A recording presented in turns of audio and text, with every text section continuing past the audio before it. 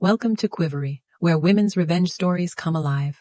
Here, justice is emotional, karma comes with a twist, and every story leaves you wanting more. If you love betrayal, drama, twists, and strong female leads, this is your new home. Subscribe and start your next story. He spent years making me feel small, until the day he pushed too far. Have you ever loved someone so deeply that you don't notice when they start destroying you piece by piece? That was Jason. My husband. If anything, he walked in wearing a hero costume. Funny, attentive, the kind of guy who could charm a whole room just by opening his mouth. He told me I was the only woman who ever understood him. He made me feel special, like I was chosen. And I was.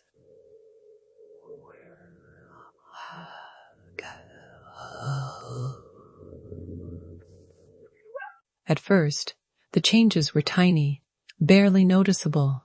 A suggestion about my outfit. That dress is a little too tight, guys might stare. A comment about a friend. I don't really like her vibes. She's a bad influence. I want to know you're safe. It felt protective, loving, like he truly cared. I didn't know those were the first bricks of a cage. Slowly, he chipped away at everything connected to who I was before him. He said my favorite hobby was childish. He rolled his eyes when I laughed too loud. He hated when I wore makeup, so I stopped. He hated when I got compliments, so I faded. And one day, I looked in the mirror and didn't recognize the girl staring back. Her voice was quiet. Her smile was gone. Her confidence buried under his control. Jason didn't want a partner. He wanted a possession. And somewhere along the way, I became small, shrinking to fit into the narrow box he defined as a good wife. He wanted approval from others more than love from me. And the worst part? He made me believe everything was my fault. That if I just acted right, dressed right, behaved right, he'd treat me with respect. Spoiler. He never did. The real turning point came the night of his company's annual party. A fancy rooftop event filled with shiny people who thought too highly of themselves. Jason had been bragging for weeks about how everyone would finally see what he had at home. Stupid me thought that meant he was proud of me. When we arrived, the first thing he did wasn't introduce me lovingly. Oh no, he put on a show. He laughed loudly and said in front of his coworkers, "This is my wife, Emily. She works a cute, tiny job in marketing, something to keep her busy." They laughed. Not with me. At me. I stood there frozen, my cheeks burning, my heart pounding like it was trying to escape my chest. He kept going, jabbing at me every chance he got. If I spoke, he would cut me off. If I smiled, he twisted it into something foolish.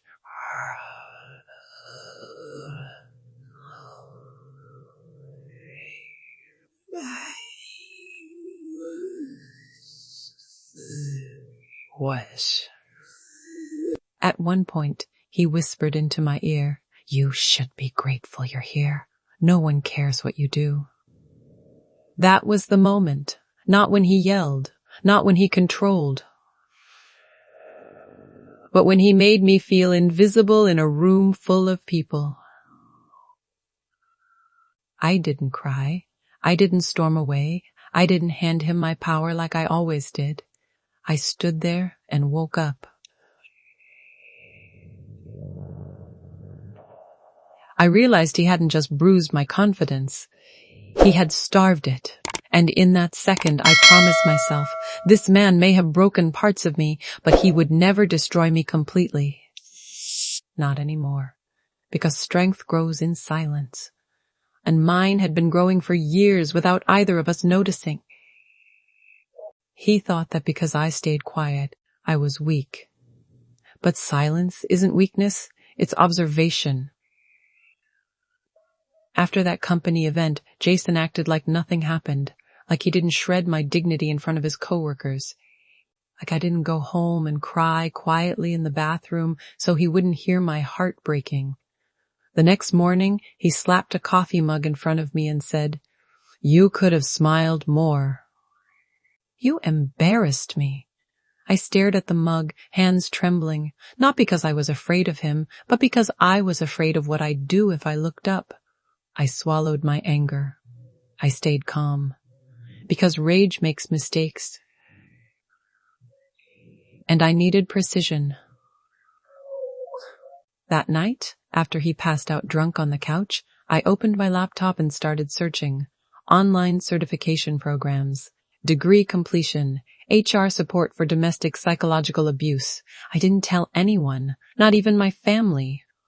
Jason had been slowly isolating me for years, making sure I had no one but him. But he forgot something.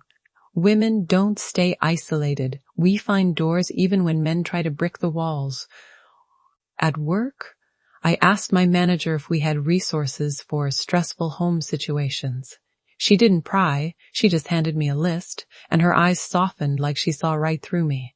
I began documenting everything, the insults, the times he hid my car keys to keep me home, the screaming when dinner was late, the way I flinched when he walked too fast. Every bruise didn't show on skin, but those are the kinds that courts care about more now.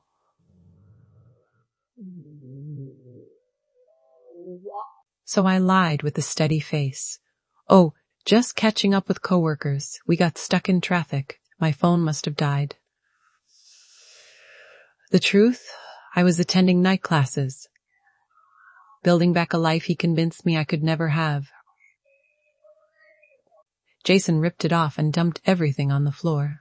"What are these?" he shouted, waving my course papers. His voice was sharp enough to cut skin. I thought he might hit me. His fist curled like he wanted to. But instead he laughed. "Taking classes? Why? You'll never be more than average. Accept it." He walked away feeling big.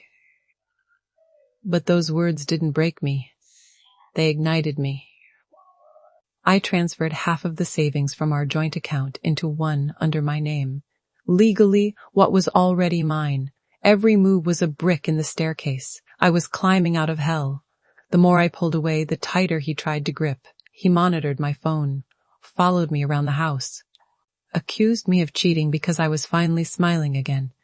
Funny how insecure men always project their own behavior, right? He convinced himself I wouldn't leave. He thought the bruises he left on my confidence were permanent.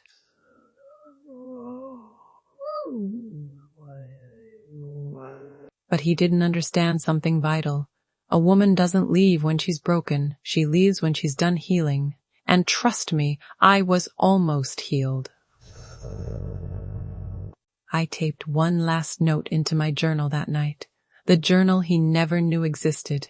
The day you try to break me again will be the day you lose me forever. I didn't know how soon that day would come, but it was coming.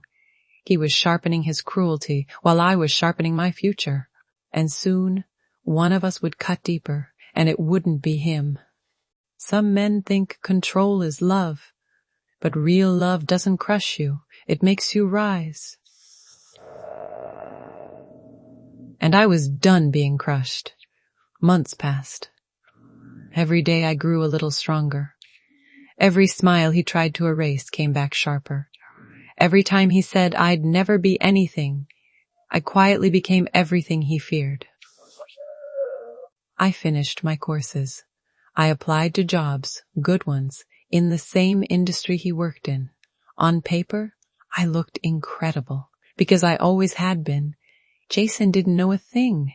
He was too busy tearing me down to notice I was building a whole new life behind his back. Then came the night of his company's next big event, the one where he mocked me last time. He strutted in like he owned the place. dragging me along like a trophy he didn't respect. His coworker smiled, fake, but friendly. Jason raised his glass and started his usual routine. "Oh, Emily, she just—" Before he could finish, his boss stepped in. A powerful woman with a sharp handshake and a sharper mind. She smiled at me, not him. "Congratulations on your new position," she said. "We're excited to see what you do in your new role." Jason blinked. His breath stuttered. "What new role?" he snapped. I turned to him slowly, savoring his confusion like a dessert I waited years for.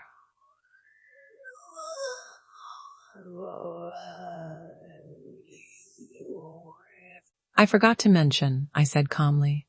"I was offered the communications manager position at Parker & Co. I start next week," his boss added. "They're our biggest partner. They spoke very highly of her. You have a talented wife."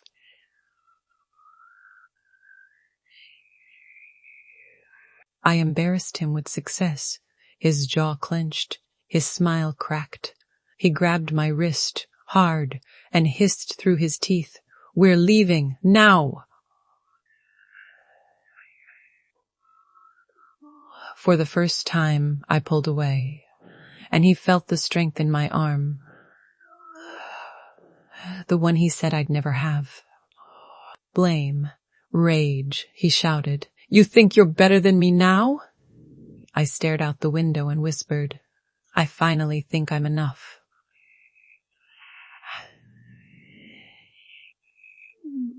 That sentence hit him harder than any punch. When we got home, he tried one more cruel trick. Guilt. "You need me." I walked upstairs without looking back. I packed my bags. And with every folded shirt, every zipped section, I felt lighter. Jason stormed into the room. "Where the hell do you think you're going?" I closed my suitcase, lifted it calmly, and said, "You spent years breaking me, but you forgot something important." He scoffed, rolling his eyes. "Ooh, yeah? And what's that?" I stepped close enough so he could see the fire he thought he put out forever. "You can't control what doesn't belong to you anymore."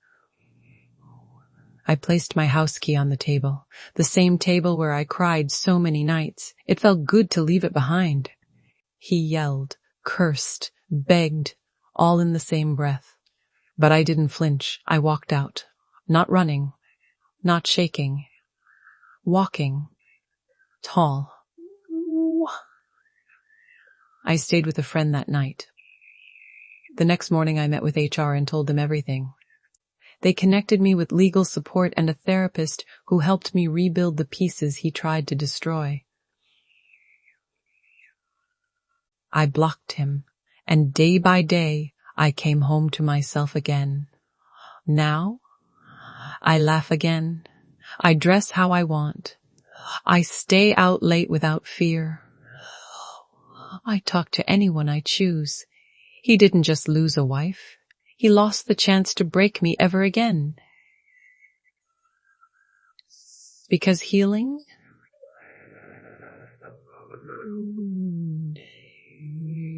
is not hate. And I took my power back quietly until it was louder than his cruelty ever was. Healing is the sweetest revenge. Whoa.